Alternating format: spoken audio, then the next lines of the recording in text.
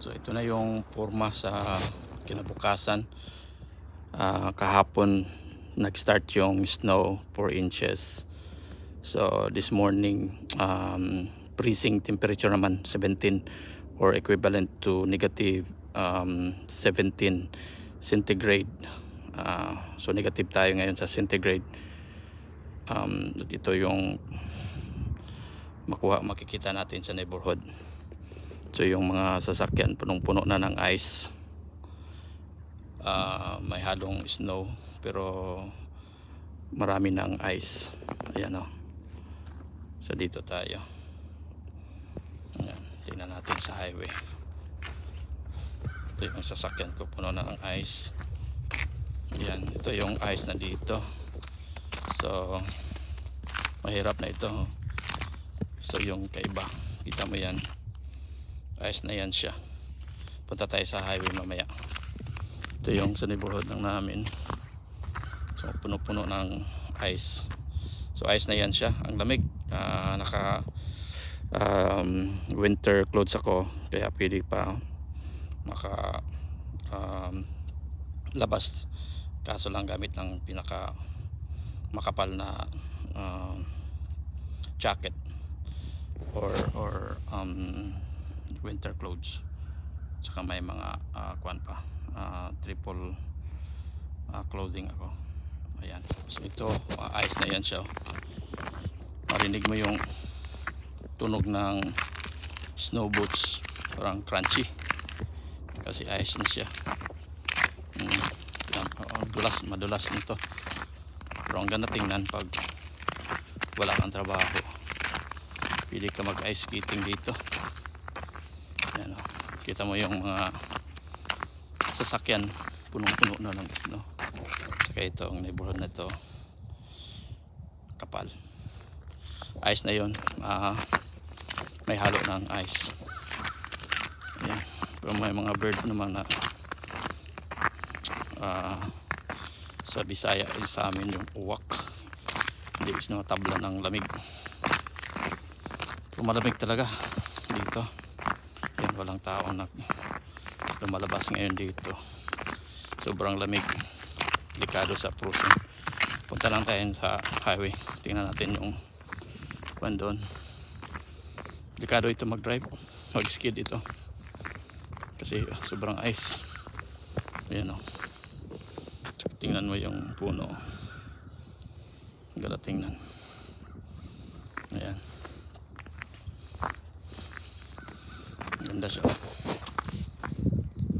Ayan, may sasakyan na dumagat. Ayan o. Puno-puno pa. Ayan. Hirap mag-drive dito kasi delikado sa skidding. Ayan. Punta tayo sa highway. Tingnan natin doon paano sila mag-drive doon. Ito, ice na ito. Hindi na ito snow.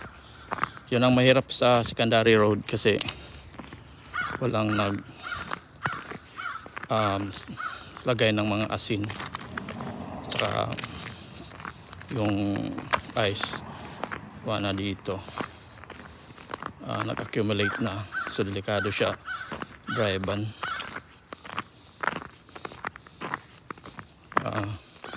Rinig mo yung tunog ng snow boots ko, parang crispy. Ayan, punta tayo doon. Dito, ganda din neighborhood dito. Ayan. Ganda din dito. Tingnan. Kuha natin ang litrato. Ito yung kuhan dito. Naga-bulldoze or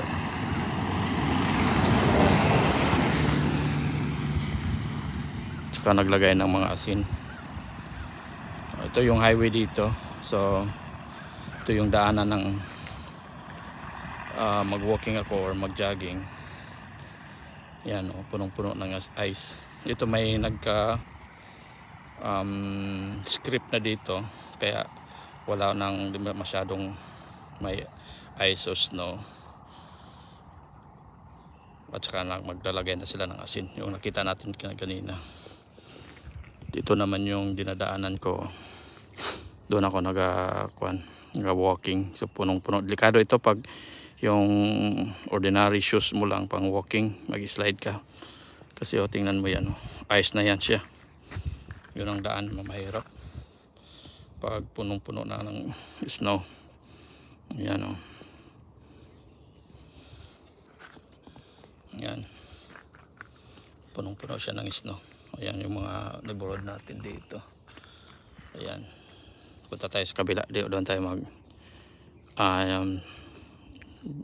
magkuha ng mga videos kasi hindi ako makaiste ng matagal. Ang lamig talaga.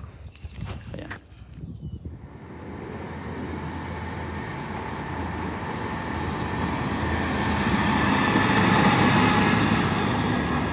Ayan naglagay lang siya ng asin nalagyan niya ng asin at saka dust at saka magbubulldoze dito para hindi delikado yung daanan. Ayan kita mo yan, yung mga dust na yan. Tingnan natin dito. Ito tayo. Tingnan mo yung sasakyan punong-puno na lang hindi makita. Parang ice na tumatakbo. Ice car. Ayan.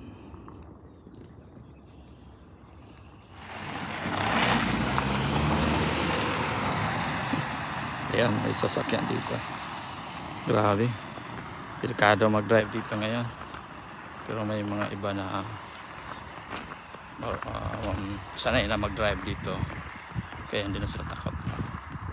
Kaya nakita natin kanina na may mga nag-bulldoze or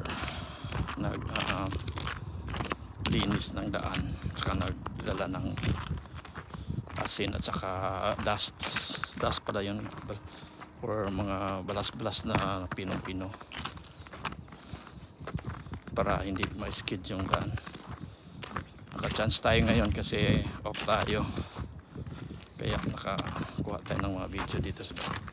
Ito yung daan dito, delikado ito kasi punong-puno ng ice. May mga nagda-drive pa, kailangan kasi magtrabaho.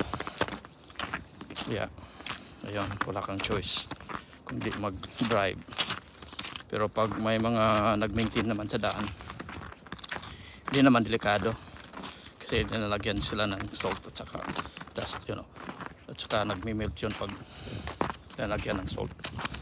Yan, magiging tubig na yun, ice or snow. Yan. Ito, may mga ginagamit dito sa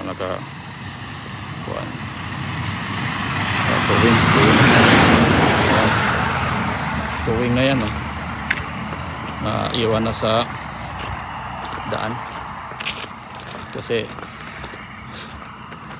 minsan yung daming disgrasya dito pag ganitong weather. Mahirap kasi drivean, kaya maganda yung mga business ng towing dito. Ayan,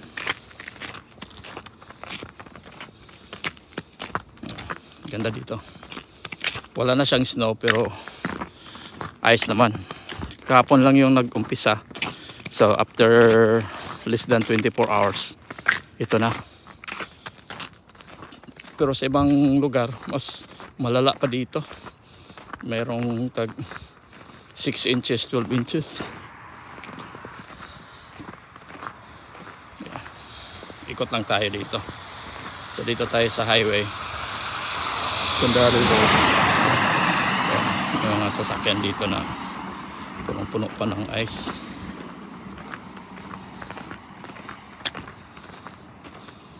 Yan.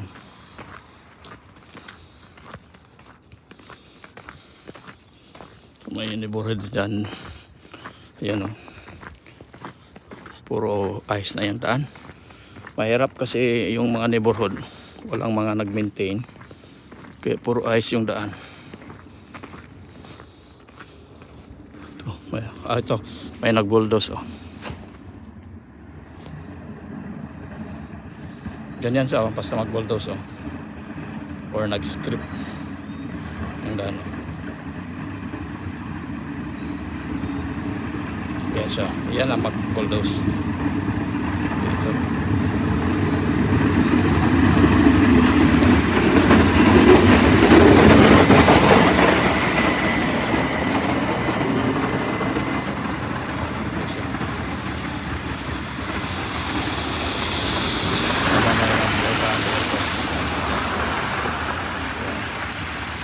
Mahirap kasi pag walang mag-bulldoze.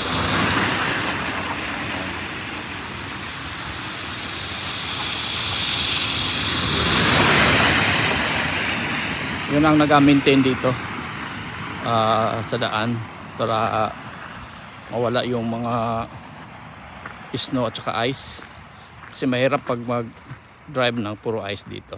Ayan kung walang mag-bulldoze or mag-script dyan. Yan, puro ice na yan. Delikado mag-drive.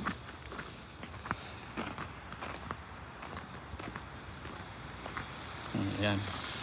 Lamig dito. Hindi tayo maka-stay ng matagal. Yan, masasakyan dito. Tsaka pagkatapos ng snow, marumi. Kasi magdikit yung mga ice at saka asin at saka dust sa sasakyan mo. Kaya kailangan mo nang i-washing kasi masisira din yung sasakyan mo.